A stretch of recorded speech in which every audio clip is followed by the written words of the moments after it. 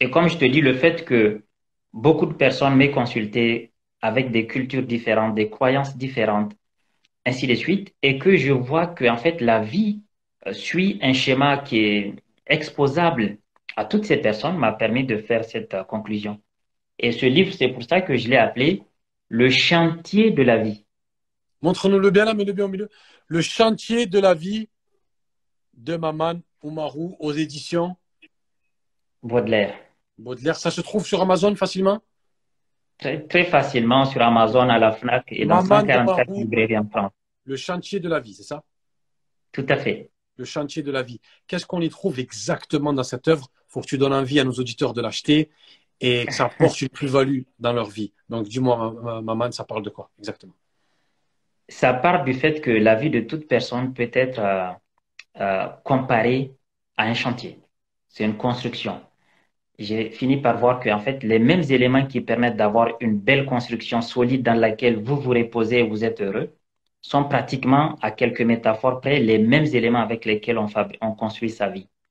Par exemple, si tu veux construire ta maison, mais que tu fais pas de fondation, tu poses directement les briques sur le sol, alors on n'a pas besoin d'être ingénieur des mines pour comprendre que ça tiendra pas. Premier Eh coup bien, de c'est vent, pareil. ça tombe. Voilà. Le premier coup de vent, ça tombe ou ça tangue. Et donc, c'est pareil pour une vie sans vision. La plupart des gens, ce que j'ai remarqué, indépendamment de leur niveau d'études, en fait, ils mènent leur vie en mode tactique, au jour le jour, en fait. Les gens ont quelques objectifs, mais une vision, c'est pas que des objectifs. Les objectifs, c'est un seul élément d'une vision. Donc, dans le livre, j'explique que c'est bien d'avoir une vision, et une vision, c'est trois choses. C'est ce que j'ai appelé le bio. Donc, lorsqu'on clarifie sa vision, et il faut le faire sur les quatre dimensions de sa vie. Nous avons tous quatre dimensions dans la vie. Je l'ai appelé dans le livre les quatre P. Le personnel, le privé, le professionnel, le public. Beaucoup de personnes ont une vision de leur vie, mais uniquement sur un des P, notamment le professionnel. Je vais être ça, après je vais être ça, ensuite je vais faire ça. Le privé, rien. Le personnel, peut-être un peu. Le public, pratiquement pas. Et donc, j'explique que cela crée un déséquilibre qui risque de vous rattraper tôt ou tard.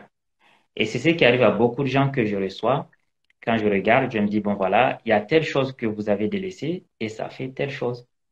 Donc, la difficulté qu'on a, c'est que nous avons tous, personne n'a plus de 24 heures dans une journée et personne n'en a moins.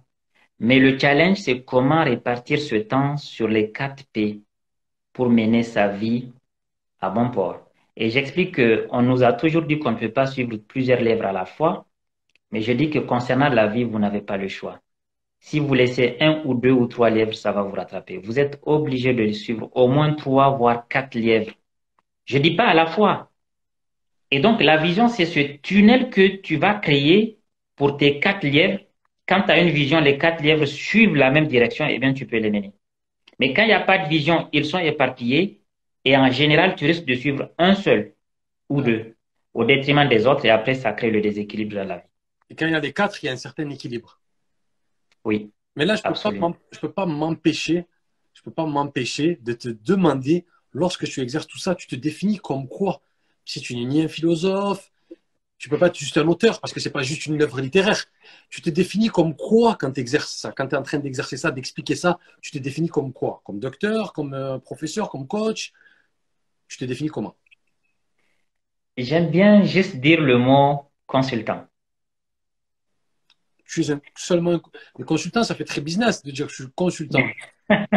Quand est-ce qu'on vient te... Voilà, on va vulgariser, on va prendre un exemple. Quand est-ce qu'on vient te voir? Moi, j'ai envie de venir te voir. Qu'est-ce que je te dis? Je te dis, j'ai des problèmes dans ma vie. Je sais pas, moi, j'arrive pas à me marier, j'arrive pas à trouver un travail. Et toi, à partir de là, tu me fais rentrer tes concepts dans la tête, c'est ça?